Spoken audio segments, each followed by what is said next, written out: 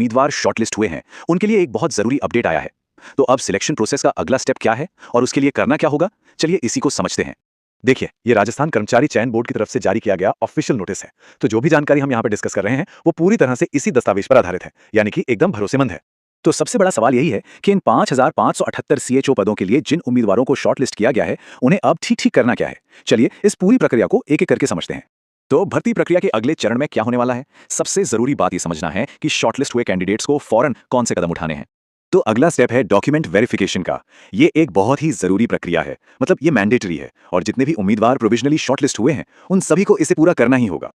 अच्छा, इस verification process के लिए ना एक बहुत ही इंपॉर्टेंट ऑनलाइन फॉर्म भरना होगा जिसे स्क्रूटनी फॉर्म कहते हैं। चलिए जरा जानते हैं कि ये फॉर्म है क्या और इसे कैसे भरना है।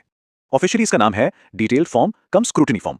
अब आसान भाषा में समझें तो ये बस एक ऑनलाइन एप्लीकेशन है जिसके जरिए बोर्ड ये चेक करेगा कि उम्मीदवार योग्य हैं या नहीं और उनके सारे डॉक्यूमेंट सही हैं या नहीं। इस फॉर्म को भरने का तरीका काफी सिंपल है, बस बोर्ड की ऑफिशियल वेबसाइट पर जाना है, वहां ऑनलाइन डिटेल्ड फॉर्म कम स्क्रूटनी फॉर्म को ढूंढकर भरना है। लेकिन हाँ, एक बात का खास ख्याल रखना है, सबमिट करने से पहले हर जानकारी को दोबारा जरूर चेक कर लें। याद रहे, ये फॉर्म सिर्फ और सिर्फ बोर्ड की ऑफिशियल वेबसाइट पर ही मिलेगा, जिसका एड्रेस है rsmssb.rajasthan.gov.in। इस एड्रेस को ध्यान से नोट कर लें। चलिए अब आते हैं सबसे ज्यादा जरूरी हिस्से पर, वो हैं तारीखें। इन डेडलाइंस को किसी भी हालत में मिस नहीं करना है। तो ध्यान से सुनिए, ऑनलाइन फॉर्म भरने के लिए जो विंडो है वो 9 फरवरी को खुलेगी और 23 फरवरी 2026 को बंद हो जाएगी। मतलब फॉर्म इसी टाइम पीरियड के बीच में जमा कर देना है।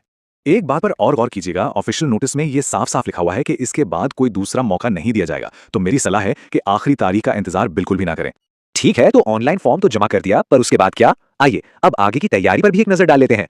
उम्मीदवारों के लिए सबसे अच्छी सलाह यह है कि बोर्ड की वेबसाइट को लगातार चेक करते रहें, क्योंकि अगला स्टेप फिजिकल डॉक्यूमेंट वेरिफिकेशन का होने वाला है। तो बेहतर यही होगा कि सभी ओरिजिनल डॉक्यूमेंट्स और जितने भी जरूरी कागजात हैं वो सब अभी से तैयार करके रख लें। ऑनलाइन फॉर्म भरने के बाद बस आगे के निर्देशों का इंतजार करना है। चलिए अब तक की जो भी जरूरी जानकारी है उसे फटाफट एक फाइनल चेकलिस्ट के तौर पर फिर से देख लेते हैं। तो सबसे जरूरी काम है डिटेल्ड स्क्रूटनी फॉर्म भरना। इसे भरने के लिए rsmssb.rajasthan.gov.in पर जाना है और इसकी आखिरी तारीख है 23 फरवरी 2026। ये 3 बातें सबसे ज्यादा जरूरी हैं। ऑनलाइन फॉर्म तो सबमिट हो जाएगा, वो तो ठीक है, पर असली सवाल तो ये है कि क्या अगले स्टेज के लिए सारे मुख्य दस्तावेज तैयार हैं? क्योंकि समझदारी इसी में है कि इसकी तैयारी अभी से ही शुरू कर दी जाए।